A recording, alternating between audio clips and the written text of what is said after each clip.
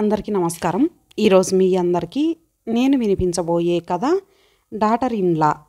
రచయిత ఎం హేమలత గారు. ఇక కథలోకి వెళితే, అమ్మా ఎవరొచ్చారో ఇలా వచ్చి ఒక మాట చూడు. సురేష్ కేకలకి అన్నపూర్ణమ్మ చేస్తున్న పని ఆపి వాకిట్లోకి వచ్చింది. గుమ్మానికి అడ్డంగా నిలబడ్డాడు సురేష్. ఆ వచ్చిందెవరో అన్నపూర్ణమ్మకి అగుపించకుండా, అదేంట్రా అడ్డులే, వచ్చిందెవరో చెప్పకపోతే మానే, చూడనన్నా చూడనివ్వవా? కొడుకును లాగినంత పని చేసిన అన్నపూర్ణమ్మకు నవ్వు ముఖంతో కనకలక్ష్మి దర్శనమిచ్చింది. కనక నువ్వా? సురేష్ పిన్ని వచ్చిందని చెప్పక ఏమిట్రా ఈ పరాచికాలు? అయినా కనక నువ్వేంటే చిన్నపిల్లలా వాడి వెనకాల దాక్కున్నావు? అక్కా చెల్లెళ్ళు నవ్వుకుంటూ లోపలికి నడిచారు. Suresh suit case, travelling bag లోపలికి చేరవేశాడు. ఆంటీ బాగున్నారా అంటూ కాఫీ కప్పుతో హాల్లోకి వచ్చిన సంగీత పిన్నత్తను పలకరించింది. సంగీత ప్రశ్నకు సమాధానమా అన్నట్లు తలను అటూ ఇటూ ఊపి, అక్క బావగారేరి కనిపించరేం అంటూ అన్నపూర్ణమ్మ కేసి చూసింది కనకలక్ష్మి. పిల్లల్ని స్కూల్లో దింపడానికి వెళ్ళారు, ఈ పాటికి వచ్చేస్తుంటారు. అదో స్కూటర్ చప్పుడు. రానే వచ్చారు రాఘవరావు గారు. అరారే బహుకాల దర్శనం, మా తమ్ముడు గారు పర్మిషన్ గ్రాంట్ చేసినట్లున్నారే. అయినా ఉత్తరం రాస్తే సురేష్ స్టేషన్కి వచ్చేవాడు కదా, శంకరం కూడా వచ్చి ఉంటే బాగుండేది అన్నట్లు. సురేష్ స్ఫూర్తికి ఈరోజు స్కూల్లో ఏదో డ్రిల్ ప్రాక్టీస్ ఉందట, సాయంత్రం తీసుకువచ్చేటప్పటికి లేట్ అవ్వచ్చు, వెజిటబుల్స్ కూడా లేనట్లున్నాయి. అవన్నీ నేను చూసుకుంటానులేమ్మా, నువ్వు కాలేజీకి నడు, ఇప్పటికే లేట్ అయ్యింది. అన్నపూర్ణ తొందర పెట్టింది సంగీతని.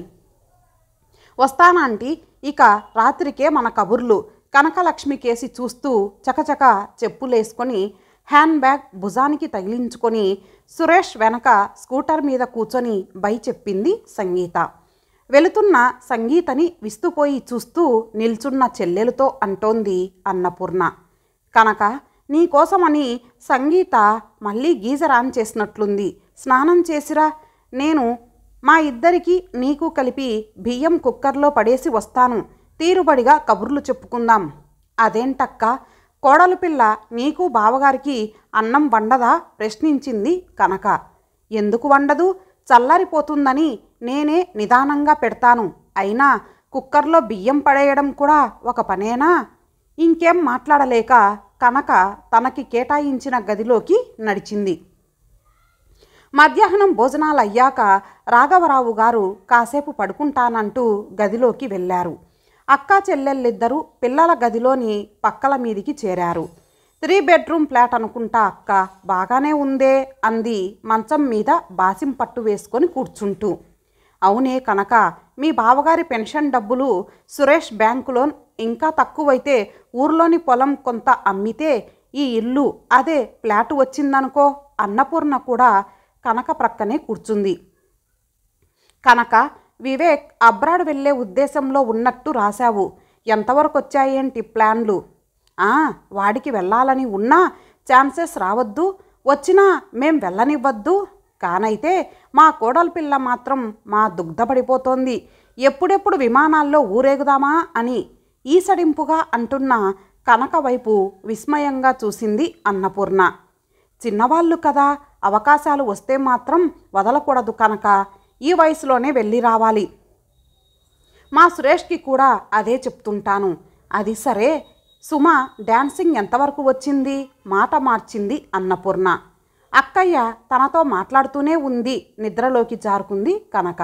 బూట్ల చప్పుడికి మెలకువ వచ్చింది కనకకి.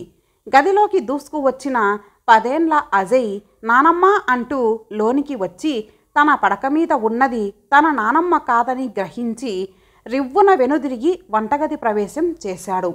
ఒరే వెధవా, బూటుకాలితో వంటగదిలోనికి రావద్దన్నానా? గోముగా మనవన్ని కసిరి బూట్లు విప్పసాగింది అన్నపూర్ణ. ఏంటక్కయ్యా, నీ మనవడు నన్ను గుర్తుపట్టినట్లు లేడు, డైనింగ్ టేబుల్ దగ్గర కుర్చీని లాక్కొని కూర్చుంటూ అంది కనక. అవును మరి, 5 ఏళ్లకో 6 ఏళ్లకో ఒక మాట వస్తుంటే ఇలాగే ఏడుస్తాయి సంబంధాలు. అజు, కాళ్ళు చేతులు కడుక్కొనరా, టిఫిన్ తిందువు కానీ. ప్లేట్లో అటుకుల ఉప్మా సున్నుండలు పెట్టి గ్లాసులో బోర్నవిటా రెడీ చేసింది అన్నపూర్ణ. అలాగే కనకకి ఒక ప్లేటు, తనకో ప్లేటు తెచ్చుకుంది. అబ్బా, మధ్యాహ్నం తిన్న అన్నమే అరగలేదు అంటూనే సున్నుండని సున్నితంగా కొరకసాగింది కనక. అజు, టిఫిన్ అయ్యాక కాసేపు ఆడుకో. మీ తాతగారు వాకింగ్కు వెళ్ళి తిరిగి వచ్చాక నీ చేత హోంవర్క్ చేయిస్తారు. అలాగే నానమ్మ అంటూ టిఫిన్ తినసాగాడు. రేపటికి కావలసిన ఆకుకూర, చిక్కుడుకాయలు డైనింగ్ టేబుల్ మీద పెట్టి భర్త తెచ్చిన మిగతా కూరగాయల్ని ఫ్రిడ్జ్లో సర్దేసింది అన్నపూర్ణ. కనక నానుకుని కుర్చీలో కూర్చుంటూ, కనక, కలకత్తా అన్నయ్య దగ్గర నుంచి లెటర్ వచ్చింది. వాళ్ళ గోల్డెన్ వెడ్డింగ్ యానివర్సరీ అట వచ్చే నెల. నువ్వు వస్తున్నావా? నాకు రాశారు. పోదు, కలకత్తా అంటే దగ్గరా దారా? బోలెడంత ఖర్చు. గ్రీటింగ్ కార్డు పంపిద్దామని అనుకుంటున్నాను. నువ్వు వెళ్తున్నావా ఏంటి? అయినా నీకెలా కుదురుతుందిలే, ఇంటి చాకరీయే సరిపోతుంది పాపం. కాస్త వెటకారంగా అంటున్న కనకని ఆశ్చర్యంగా చూసింది అన్నపూర్ణ. నేను మీ బావగారు కూడా వెళ్తున్నాం. అంతేకాదు సురేష్, సంగీతలని కూడా రమ్మంటున్నాము. పిల్లలకు ఎలాగూ సెలవులే. డబ్బు ఖర్చు అంటూ చిన్న చిన్న సరదాలని చంపుకుంటే ఎట్లా? వలిచిన ఆకుకూరని కట్ చేసి విరిచిన చిక్కుళ్ళని కవర్లోకి సర్దింది అన్నపూర్ణ. అక్క, నాకు తెలియక అడుగుతాను, ఈ పనులన్నీ సంగీత చెయ్యదా? లేక ఆ పిల్ల మెప్పు కోసం నువ్వే ఇవన్నీ చేసి పెడుతున్నావా? కోడలి మెప్ప అంటూ నవ్వింది అన్నపూర్ణ. కనకకు ఏమీ సమాధానం ఇవ్వకుండా లోపలికి వెళ్ళింది. కనకలక్ష్మిది మొదటి నుంచి వింతైన స్వభావం. అందరూ బాగుందనే చీరెనో వంటనో వంకలు పెట్టడం ఆమెకు అలవాటు. ఎదుటి వ్యక్తిలోని మంచితనాన్ని చేతకానితనం క్రింద కొట్టిపారేయడం ఆవిడ ప్రవృత్తి. చెల్లెలి స్వభావం చిన్ననాటి నుంచి తెలిసిన అన్నపూర్ణ కనకతో వాదనకి దిగక తన పనిలో తాను నిమగ్నురాలైంది. కనక ఉన్న 4 రోజులు అన్నపూర్ణకి చేతి నిండా పని. రోజుకొక్క చోటికి ప్రోగ్రాం పెట్టేది. కాదు కూడదంటే ఎక్కడ నొచ్చుకుంటుందో అని తన దినసరి కార్యక్రమాన్ని కనకకి అనుగుణంగా మార్చుకొని ఆవిడతోటి తిరుగుతుండేది. పోనీ సంగీత చేత సెలవు పెట్టిద్దామంటే ఎగ్జామ్స్ దగ్గర పడడంతో స్పెషల్ క్లాసెస్ మూలంగా వీలవలేదు. సంగీత ఉమెన్స్ కాలేజీలో ఇంగ్లీష్ లెక్చరర్.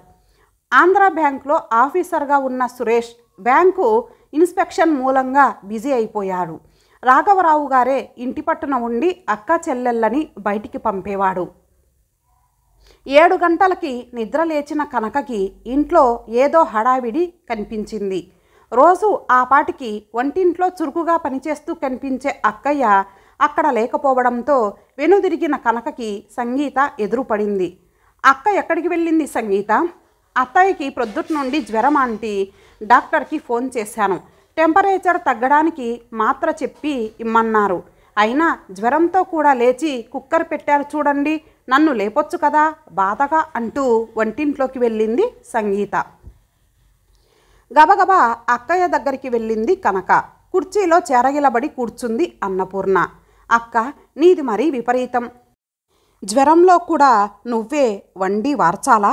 కోపంగా అంటున్న కనకను చూస్తే అన్నపూర్ణకి నవ్వొచ్చింది. జ్వరం వచ్చిందా అక్క? ఎలా ఉంది అన్న మాట లేదు కానీ ఎవరికో ఎందుకు చేస్తున్నావు అన్న ఫిర్యాదు. కనుక జ్వరం ఈ రోజుల్లో సర్వసామాన్యం.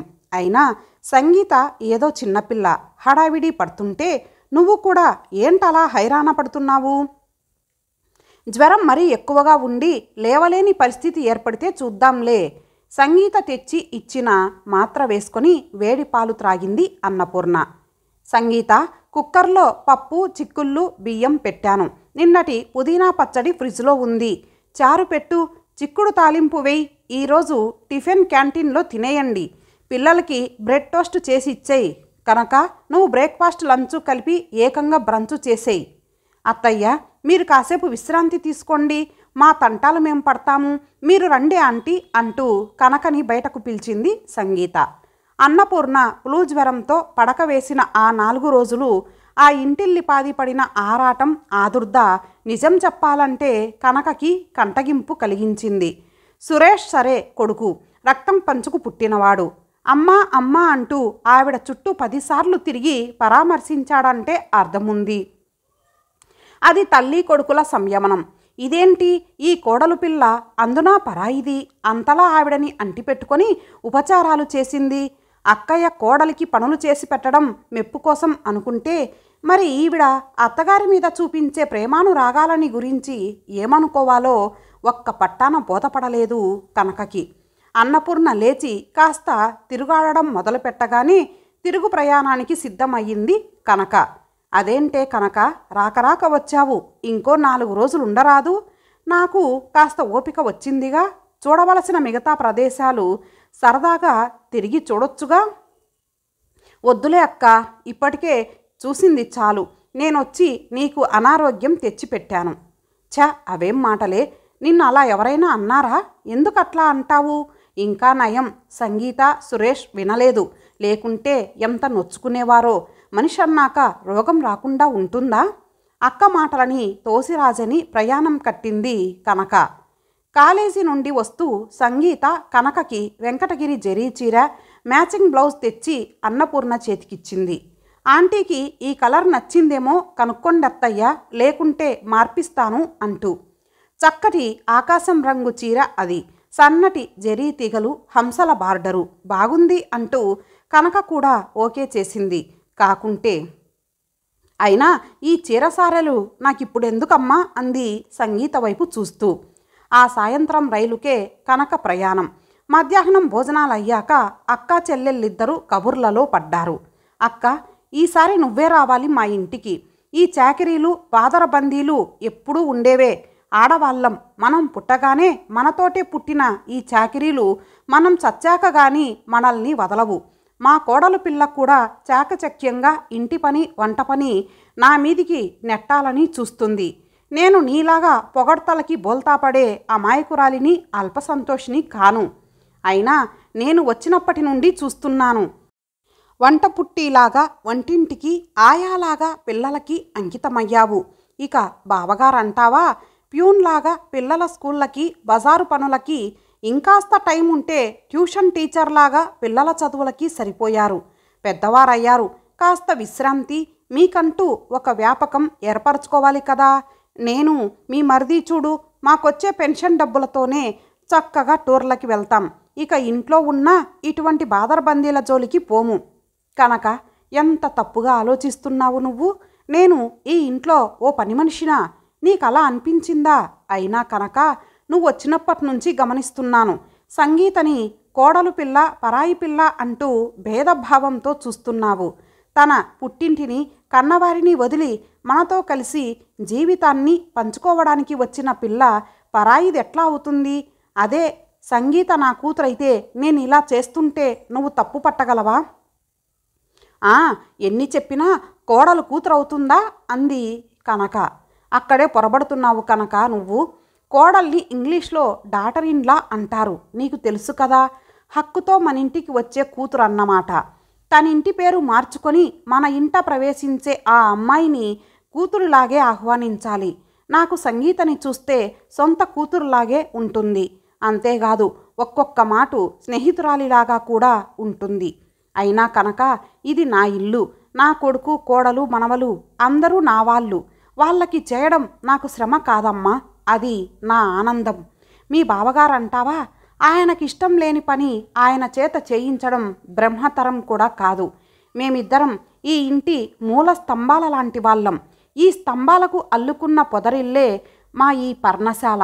స్తంభాలు దృఢంగా గట్టిగా ఉంటేనే అల్లుకుపోయే ఇల్లు ఆరోగ్యంగా ఆనందంగా అభివృద్ధి చెందుతుంది. ఈ సత్యాన్ని నువ్వే కాదు ప్రతి ఒక్కరూ తెలుసుకొని తమ తమ పరిధిలో ఉండి చిన్నవాళ్ల లోటుపాట్లని సవరిస్తూ తమ నడవడికను పెద్దవారు కూడా కాలానుగుణంగా మలచుకుంటూ గృహ సామ్రాజ్యాన్ని సుఖ సంతోషాలతో నింపుకోవాలి. నేనేదో ఉపన్యాసం దంచానని విసుక్కోకుండా నా మాటల్లోని ఔచిత్యాన్ని గురించి ఆలోచించు. చూసావా, మాటల్లో పడి టైమే మర్చిపోయాను. నీకు ప్రయాణానికి పులిహోర కలపాలి, పిల్లలకు కూడా అదే టిఫిన్. వాళ్ళొచ్చే వేళ కూడా అయ్యింది. లోపలికి వెళుతున్న అన్నపూర్ణ వైపు విస్తుపోయి చూస్తూ కూర్చుంది సగటు అత్తగారు కనకలక్ష్మి. ఇంతటితో ఈ కథ సమాప్తం. మరలా మరొక మంచి కథతో కలుద్దాం. అంతవరకు సెలవు. నమస్తే.